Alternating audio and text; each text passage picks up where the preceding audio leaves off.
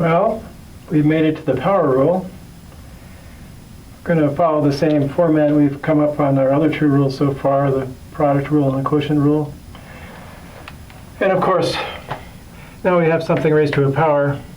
The something has to be positive. The power can be any real number. The base has to be positive and not equal to 1. Okay, and it says the base b log of x to the r is r times the base b log of x.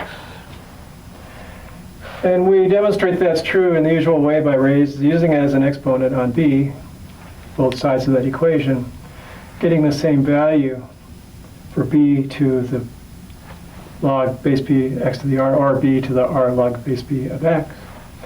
Both of them turn out to be x to the r, and that means these two, since they produce the same answer when used as exponents on b, have to be the same value. So on the first side of things, we raise this side, use that as an exponent on b. b to it is x to the r. That is just the inverse relationship of the exponential log function. Then we do b to the this. b to that, we use the rules for logs. Rewrite it like, we use the rules for exponents. Writing it as a power to a power, so these exponents would multiply and give this. And then we recognize the inside is b raised to the log base b of x, and those are inverse functions, so they cancel each other out. You just get x raised to the rth power. Now these are equal. That makes these two equal.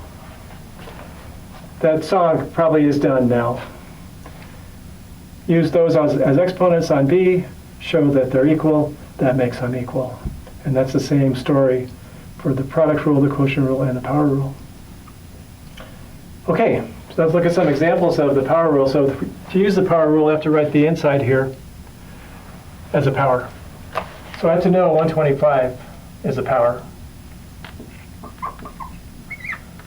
And it's 5 cubed. Once I know it's a power, the power can be out in front. 3 log base 2 of 5. So that's if you're taking the log of something that's something raised to a power. If you have a number outside, you can use that number inside as an exponent. It says here outside it's a multiplier, but inside it's an exponent. So I write this down as the log base 3 of 2 to the 5th. That's the base 3 log of 32. Might have told you already, 32 is my favorite number. It's 2 to the 5th. Nice number. Here's the base 4 log of square root of x. We write square root of x as an exponent with a 1/2. And then we could move that exponent out in front. Because you have something raised to a power, it's the power times log of this something. Here's x raised to a power, so it's power times log of this something. Here's a 2 out in front, move that inside.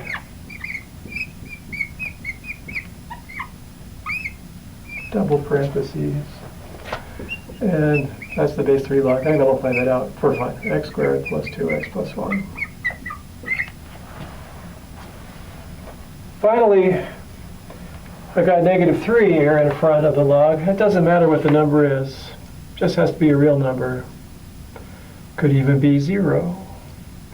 Because log of x to the 0 is log of 1. That's always 0, and here it's 0 on this side too. It works for 0. But here it's going to work for -3. So I'll write that as the base 10 log of 5 to the -3.